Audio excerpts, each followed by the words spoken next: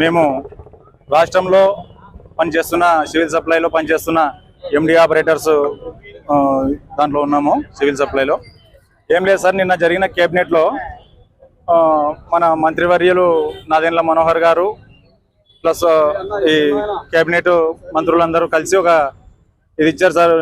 ఎండి వ్యవస్థని రద్దు చేస్తున్నాము, దీనివల్ల ఏదో అవకతవకలు జరుగుతున్నాయని చెప్పి మమ్మల్ని రద్దు చేస్తున్నట్టు ప్రకటించారు సార్. మేము మీ ద్వారా, మీ మీడియా ద్వారా మా బాధలు తెలుపుకోవడానికి వచ్చాం సార్. ఇక్కడికి ఏం లేదు, మా వల్ల ఏదో నష్టం జరిగిపోతుంది అని చెప్తున్నారే కానీ ఎక్కడ నష్టం జరిగినట్టు దాఖలాలు అయితే లేవు. ఎవరో ఒకరు చేస్తున్నారంటున్నారు. ఎవరో ఒకరు చేస్తే వాళ్ళని ఒక్కరిని తీసేసి వేరే వాళ్ళని అపాయింట్ చేసి వ్యవస్థను నడిపిస్తే బాగుంటుందని మా అభిప్రాయం. ఇట్లా ఉన్న పలంగా మా 9,260 మందిని ప్లస్ మాకు సంబంధించిన హెల్పర్స్ని ఉన్న పలంగా 18,000 పైచీలకు మందిని ఉన్న పలంగా రోడ్డు మీదకి వదిలేస్తే మా పరిస్థితి, మా భార్య పిల్లల పరిస్థితి చాలా ఆందోళనకరంగా ఉంటుంది. దయచేసి ఈ మాటను వెనక్కి తీసుకుంటూ రాష్ట్ర ప్రభుత్వం మమ్మల్ని కొనసాగించేలా నిర్ణయం తీసుకోవాలని మేమందరం వేడుకుంటున్నాం సార్. మాకు 2027 జనవరి నెల వరకు మాకు అగ్రిమెంట్ కూడా ఉంది. ఆ అగ్రిమెంట్ వరకు కొనసాగించి ఆ తర్వాత కూడా మాకు ఏదో ఒకటి ప్రత్యామ్నాయం చూపిస్తూ మాకు ఉద్యోగ భద్రత కల్పించాలని మేము గవర్నమెంట్ని మీ ద్వారా కోరుకుంటున్నాం సార్. నా పేరు కేశవ్ సార్, నేను వెల్దుర్తి మండలం ఎండి ఆపరేటర్ని సార్. ఎండియు వ్యవస్థను ప్రారంభించారు.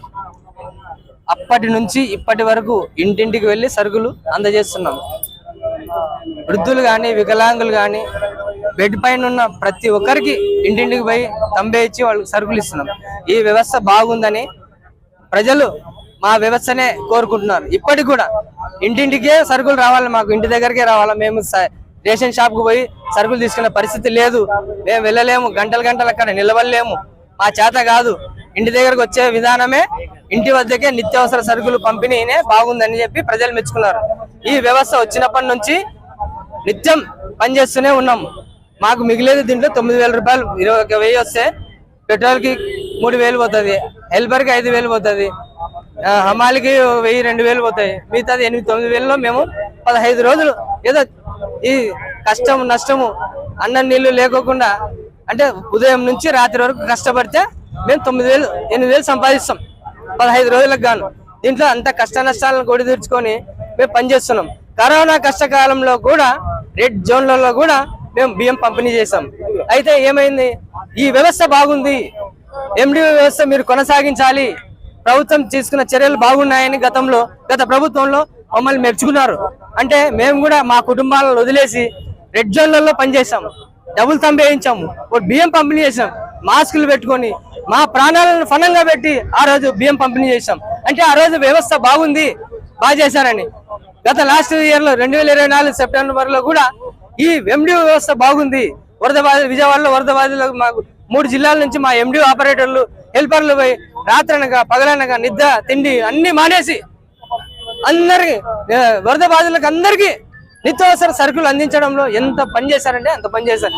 1:30 గంటలకు రాత్రి మన ముఖ్యమంత్రి నారా చంద్రబాబు నాయుడు గారు ఈ వ్యవస్థ ఎండి వ్యవస్థ బాగుంది, దీన్ని కొనసాగిద్దాము, మీ కడుపు కొట్టము, మేము ఎక్కడ మిమ్మల్ని ఉద్యోగం నుంచి తొలగించము, మీకు మేము అండగా ఉంటాము, ఎవరి మాటలు నమ్మొద్దండి మీరు దయచేసి అన్నారు. ఆ రోజు చెప్పిన మాటలు ఈ రోజు ఎందుకు చెప్పడం లేదు? అర్ధాంతరంగా మీ ఈ వ్యవస్థ ద్వారా నిత్యావసర సరుకులు పక్కదారి పడుతున్నాయని చెప్తున్నారు. ఇదైతే దీంట్లో ఏమాత్రం వాస్తవం లేదు. ఎందుకంటే సరుకులు అందిస్తున్నాం, ఇంటి వద్దకే వెళ్ళి సరుకులు అందిస్తున్నాం. అది మాకు ఇచ్చిన బాధ్యత అని మేము మా బాధ్యతను పూర్తి చేసుకుంటూ ప్రతిరోజు మేము పనిచేస్తున్నాం. మా బాధ్యతలు మా వ్యవస్థలో ఎక్కడైనా ఎవరైనా తప్పు చేస్తుంటే వాళ్ళని శిక్షించండి. ఆ వ్యవస్థను ఎవరైనా తప్పు చేస్తే వాళ్ళు శిక్షించండి. అలాంటిది మొత్తం వ్యవస్థను మొత్తం తీసేస్తామంటే మేము ఒప్పుకునేది లేదు. మాకు ఉద్యోగ భద్రత కల్పించాలి, అది ప్రభుత్వ బాధ్యత. అది గుర్తు చేస్తున్నాం. ఎందుకని అంటే 4.5 సంవత్సరాలుగా పనిచేస్తున్నాము. తిండి తిప్పలు మాట్లాడేసి కేవలం 15 రోజులు మాత్రమే పనిచేస్తామనే కాదు, 15 రోజులు ఎంత పనిచేస్తాం, ఎంత కష్టపడి ఉదయం 6 గంటల నుంచి పనిచేస్తే రాత్రి 10 వరకు పనిచేస్తాం. అయితే మా వ్యవస్థను కొనసాగించాలి. అగ్రిమెంట్ ప్రకారం, మాకున్న అగ్రిమెంట్ ప్రకారం 2027 జనవరి వరకు మమ్మల్ని కొనసాగించాలి. ఆ తర్వాత కూడా ప్రభుత్వంలోని ఏదో ఒక శాఖలో మమ్మల్ని ఉద్యోగులుగా నియమించి మాకు ఉద్యోగ భద్రత కల్పించి మా కుటుంబాలను ఆదుకునే బాధ్యత కూటమి ప్రభుత్వానిదే అని తెలియజేస్తూ మనవి చేస్తున్నాను.